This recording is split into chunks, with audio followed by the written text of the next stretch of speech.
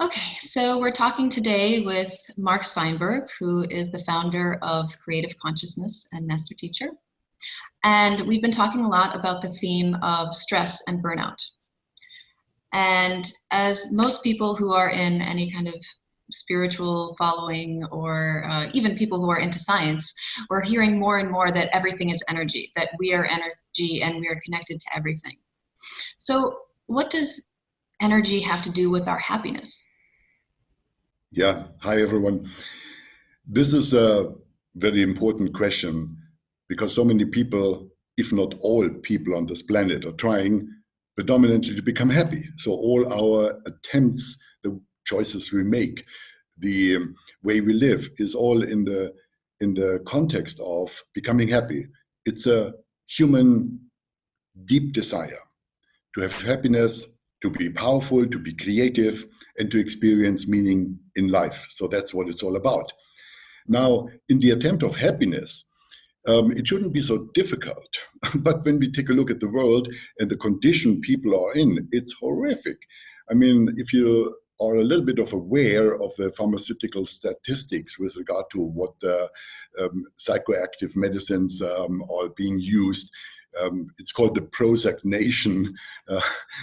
It's all over the world. So happiness doesn't seem to be an easy thing to establish in one's life. And there are basically two kinds of happiness. One is conditional, the other one is unconditional. So conditional happiness is what most people try to establish.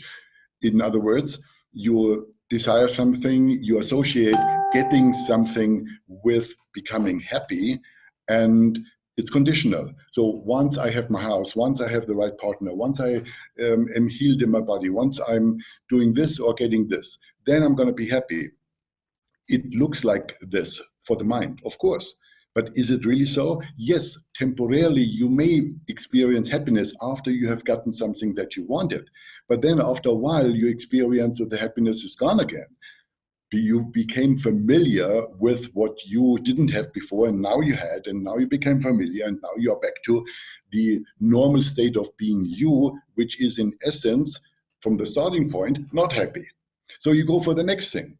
And you do that until you run out of options, or you get exhausted, or you end up in burnout because you get desperate. Nothing ever what you thought that makes you happy is going to leave you happy. And that's very stressful. So here we have the first link. Now, the second kind of happiness is unconditional. So it doesn't have conditions. That means there's a paradigm saying that our nature, our inner nature, is essentially happy. So that means the way I was brought up, the conditioning I received, the beliefs I adopted, the way I am part of a system in society that is set up in a particular way that obviously doesn't leave people happy, all of that contributes to having taken away my intrinsic natural happiness. And here we now need to come and consider energy. Everything is energy is a physical fact established now and confirmed by science. So if everything is energy, then everything I am associated with, everything I am in the presence of, everything I am connected to has an impact on my electromagnetic energy field. So I'm consisting of 70 trillion cells, and cells are made up of molecules and atoms and so on and so forth, and all in the bottom, in the essence, is energy. That means when I'm with particular people who have a particular energy, it is impacting me because I'm energy, and there's no disconnect. So we are all connected to everything. The room I'm sitting in, the city I'm living in, the air I breathe, the food I put into my body, the thoughts I am running in my mind. Everything is energy and everything has an impact. So that's a lot to consider. And it can be broken down into easy steps that you can improve the quality of your electromagnetic field, of your body, of your mind. And you need to consider there are 4 bodies you are consisting of. First body is physical, then mental, then emotional, and then spiritual. Those 4 bodies are all, again, energy. Now, in the physical body, there's a lot of material what you can educate yourself about and what you can learn about when it comes to what you put into your body as food, as the quality of water, the quality of sleep, what you need to get, and so on and so forth. So the physical condition of the body is having a big impact on our energy field. And when the physical body is happy, you already have a great foundation. But there are many people who are physically fit and healthy who are not happy, because it's not the only body we are consisting of. There is now the mental body, and then the emotional and spiritual. So the mental body is the mind. It is the thoughts and beliefs that are running in the subconscious and in the conscious mind. So when you think negatively, when you blame people, when you judge, when you have a bad attitude, even if you're right, then it pollutes your mental body, and the energy field of your mental body is on a lower frequency. I'm coming to frequencies in a moment to explain that.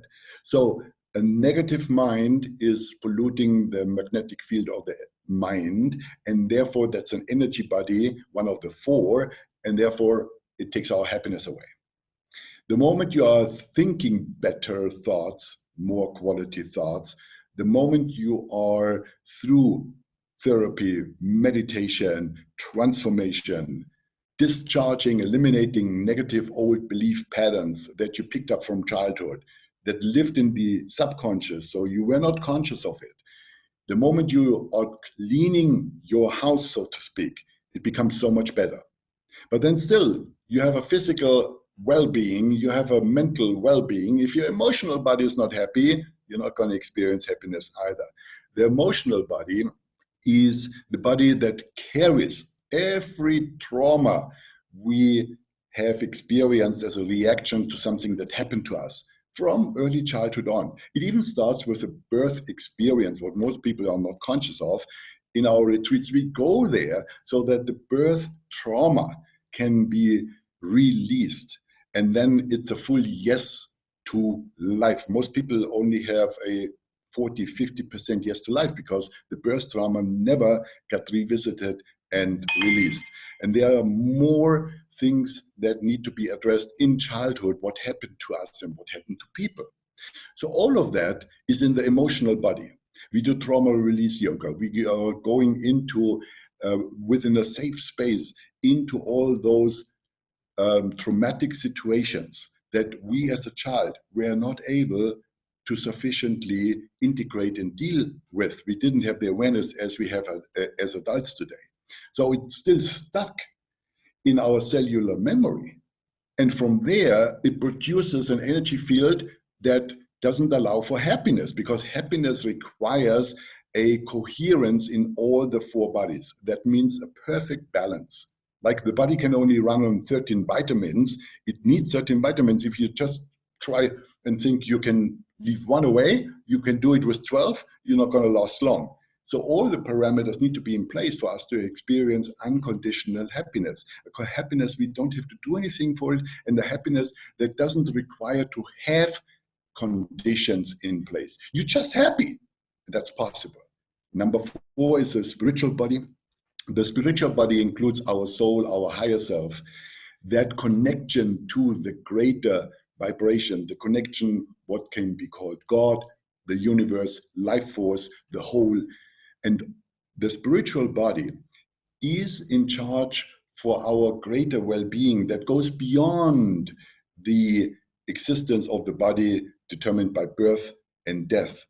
As spiritual beings in a human incarnation, we experience our spiritual being a human being, and that's for a good purpose. That goes a little bit beyond today's theme.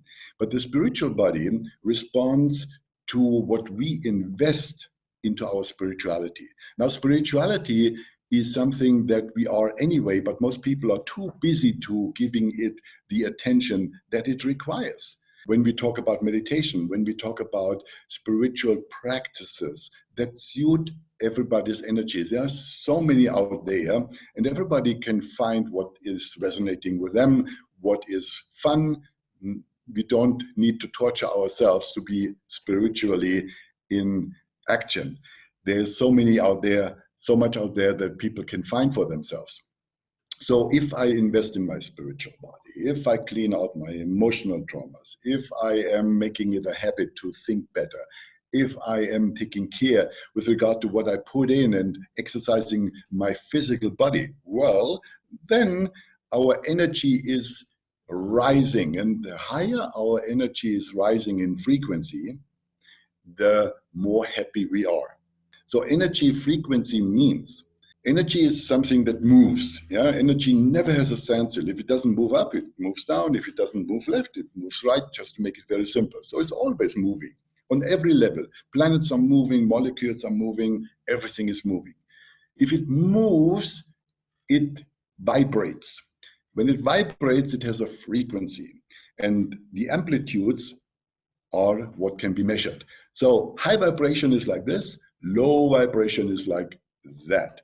At the moment, there's no judgment around it, but when you go into analysis with regard to human beings' electromagnetic energy field, then we see that happiness is directly related to high frequency energy. The opposite is also true. Unhappiness is related to a low frequency energy. Our whole journey is about learning all the aspects in order to raise our energy frequency to higher levels. And then life really becomes fun, because the headwind we experience on the lower frequency energy levels, that means bad coincidences are happening, breakdowns, we knock our body, we hurt ourselves, we get stuck. You know, that whole drama in life, which may, for so many people, is a daily life experience, which is so exhausting to deal with. So when that's happening on the low frequency level, on the high frequency level, we experience flow. We meet the right people at the right time. Unexpected support is happening. We are having energy unlimited. We have crystal clarity. We have creativity. And it seems like life is smiling at us and helping us to create and to live a beautiful life. So that's why it's very important that we learn about that whole thing.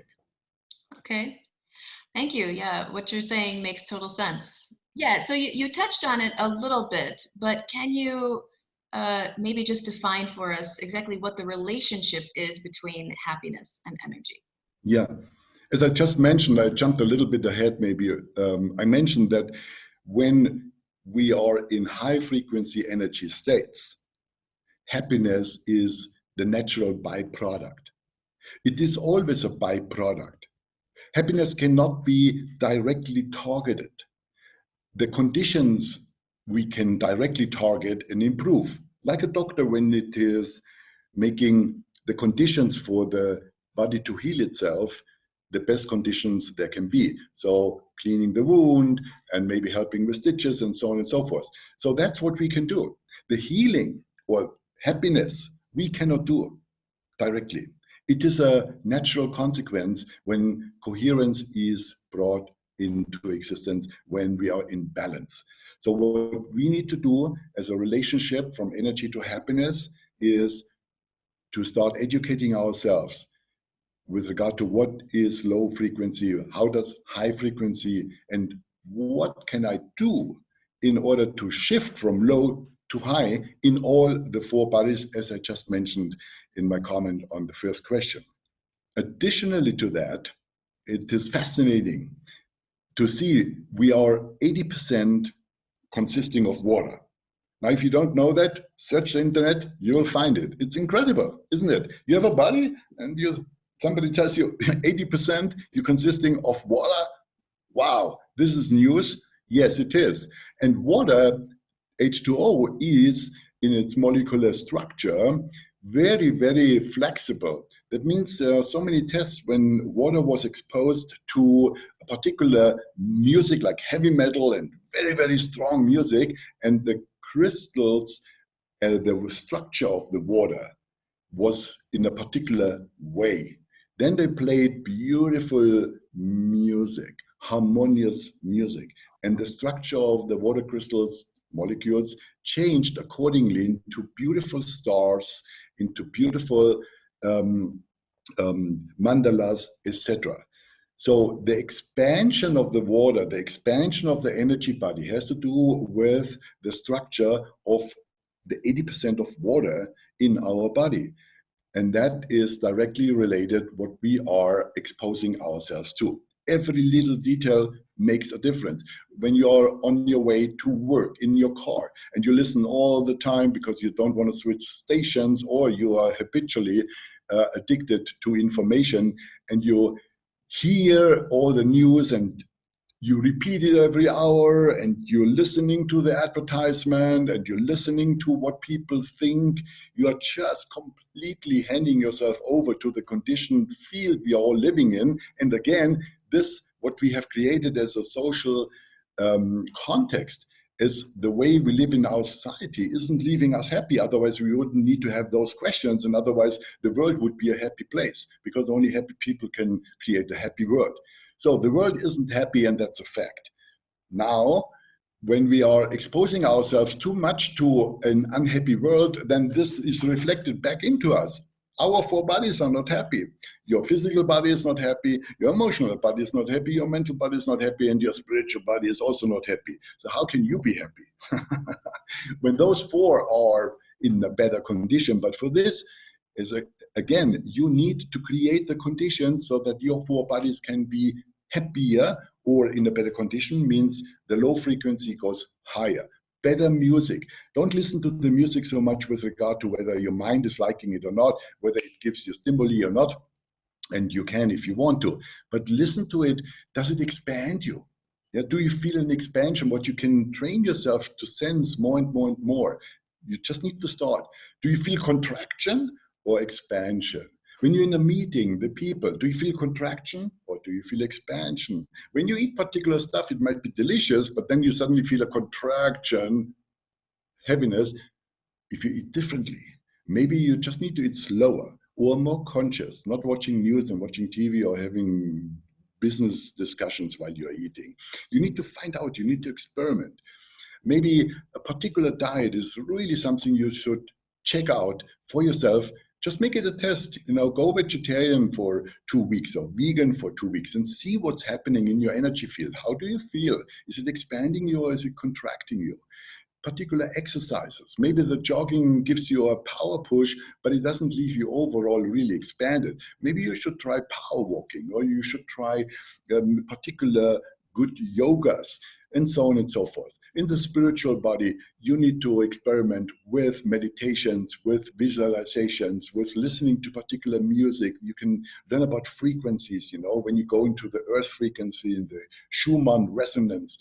There's so much exciting stuff which I can't all go into in this little interview, but I'm giving you impulses just to telling you on the bottom line, happiness is totally directly related to energy.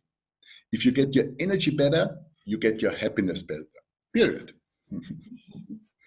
Okay, yeah, definitely. Yeah, I mean, you really made that clear. So thank you, Marc, for sharing that. And also giving our viewers a sense of how to know whether your energy is going, higher or lower. Yeah. So thank you for summarizing that for us. But now the question is kind of going the other way. So on the opposite end, what's the relationship between fear and energy? Oh, fear. Now, fear is certainly one of the lowest frequencies there is. And fear is the energy that destroys lives, everyone's life, in one way or the other. Either your life gets destroyed by you never reaching your potential and therefore never knowing and experiencing who you are, because you are afraid to fail, you are afraid to not make enough money, you are afraid to be laughed at, you are afraid to be rejected, you are afraid that you will be abandoned, you are afraid that you're running out of energy. And fear is endless. So it's a big thing. And fear is a total contractive energy. That means it puts you and down. And then you are locked in. And the way out through denial isn't working. It gives you an illusionary safety in the moment, but then in the night, when you're defenseless with your mind, fear takes you back. You can suppress fear. You live in the fear of your partner maybe one day leaving you. That makes you corrupt because you are not natural with your partner anymore. Your fear is telling you what to say and how to say it, what to do and what not to do it. So you're becoming a slave of the fear, and it's dictate on you how you should behave when the boss comes in, how you should do this, how you should do that. You are completely becoming a marionette, a puppet of the fear. Now, that's probably all very clear to you because everyone is experiencing fear. How now to learn about it, becoming fully conscious of it, and of course, going beyond fear. This is essential if you want to become happy, because fear and happiness cannot coexist next to each other. It's not possible. You cannot be happy and be in fear. Not possible. So the reduction of fear and ultimately the dissolution of fear is one of the greatest and most important journeys in everyone's self-realization, spiritual journey in order to become more happy. The first thing about fear is you need to start noticing it. You need to start reflecting on it and becoming aware of it by studying it, learning it, listening to a video like this and others who are talking about fear, so that you get an awareness around it. What you're not aware of, you cannot make choices about. So you first need to become aware of your fears. Then you are in the power to make choices. So when you are now in the presence of a particular fear, then you can ask yourself, what are you attached to? Because fear only can exist on the foundation of attachment. If you wouldn't be attached to your partner and your partner chooses to go some other place, well, you wouldn't be afraid, right? If you wouldn't be attached to it. If you wouldn't be attached to a particular monthly income, if you wouldn't be attached to a business needing to run in a particular way, if you wouldn't need to be attached with regard to how your body would look like, attachment and fear always go together. No attachment, no fear. That's what the Buddhists are teaching. That's why their way is to eliminate all attachments, because with eliminating all attachments, you're eliminating all fear. Very simple. Simple? Yes. Easy to do? Not really. Possible? Absolutely. And we are forced anyway in that direction, because if we don't manage to go beyond our attachments, life will, by force, teach us. It will take away the things that we are attached to. Latest, when you die. Then you realize you can't take anything with you. But then it's too late, because you are already you have your expiration date reached in your body. That's why people then choose to reincarnate. In the last moment, they say, oh my God, I missed all that. Let me come back and next time do it better. But you don't need to wait until death becomes your ultimate teacher. You can start reasoning now, becoming a more conscious person and taking on the attachments. Go step by step. Not all of them at once, and it's not possible anyway. Nobody has that kind of strength. But take the first one and ask yourself, okay, what is needed to let go of that attachment? Because one of the spiritual laws says, what you were willing to let go of, you may keep, but it doesn't work as a trick. You really need to be willing to let go of it. That means first comes the non-attachment. And if life returns the person to you while you're not attached, it's meant for you. If life returns the money to you while you're not attached to it, it's meant for you. If life returns the job to you, it's meant for you. And you are not in the claws of fear any longer. So everything what you are afraid of is linked to an attachment, and you need to work on surrendering those attachments back to where they came from, or straight to the universe, or straight to God. Just pray for the attachment to be surrendered. That's one way. The other way is to realizing that the attachment is totally in your way. You always thought you need that, but the need is breeding fear, and fear is your direct way in order to low frequency energy and unhappiness. So if you get all that, then it becomes easier to take on your attachments. And when you meet fear without fear, you see that the wolf you were running away from becomes a puppy. And ultimately, disappears. From a very high spiritual point of view, fear is a teacher, and fear is the way into freedom, but only if you are taking it as the impulse and the demand to let go of your attachments.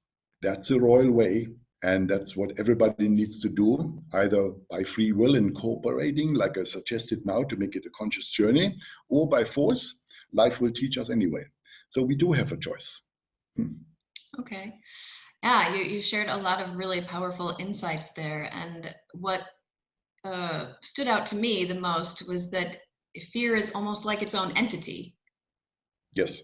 So our last question for today then is, how do we use energy and the universal laws around it to overcome stress and burnout and ultimately bring abundance and happiness into our lives?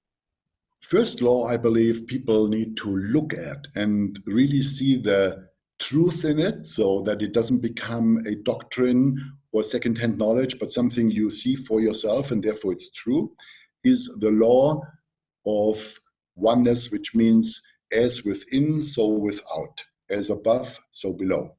You probably may have heard of that law already. As within, so without means, based on the insight that everything is energy and connected inevitably as a fact. That means your inner reality, the way you think, what you believe is true, the condition of your awareness, so your inner state, is directly reflecting to the outside. And the outside, because of the law of synchronicity, is syncing to your inner reality. So the outer reality everybody is experiencing is, in fact, an accurate, non-corruptible mirror with regard to who we are inside. Now, that's sometimes very inconvenient to consider, isn't it? Because you say, no, that's not my fault. And if only they would, and she or he, you're pointing fingers again. Yeah? But remember, when you point a finger, three are pointing straight back to you. And that means you need to consider that any change you make inside will directly be reflected on the outside as a synchronization and therefore a change in the outer world.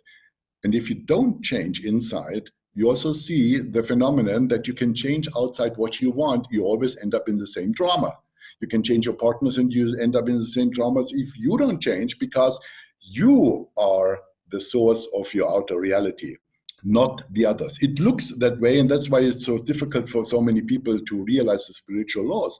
But if you start considering it, and if it makes sense what I'm saying to you, then you see very clearly that it's all fundamentally true. By your own life experience, you can verify everything what I'm saying. So if you only change on the outside, you're not going to get anywhere because you don't change on the inside. If you change on the inside, you don't have to do much on the outside at all, just to cooperate, because the people who are not for you, who are not resonating on a higher frequency level, if you shift it there, they will leave you. You don't need to do anything. They will go. And the new people who stayed away with you when you were on a low frequency level now suddenly can come to you because you are meeting them on the high frequency level. And that's beautiful. So what I'm saying in a nutshell is, as within, so without. You need to turn around and stop trying to manipulate the external reality in the illusion that once everything is set up in the right way as you think it should, then you would be happy. That's totally illusionary. Turn it around and start changing your inner reality. And the tools are all on the path of self-realization, becoming a conscious person.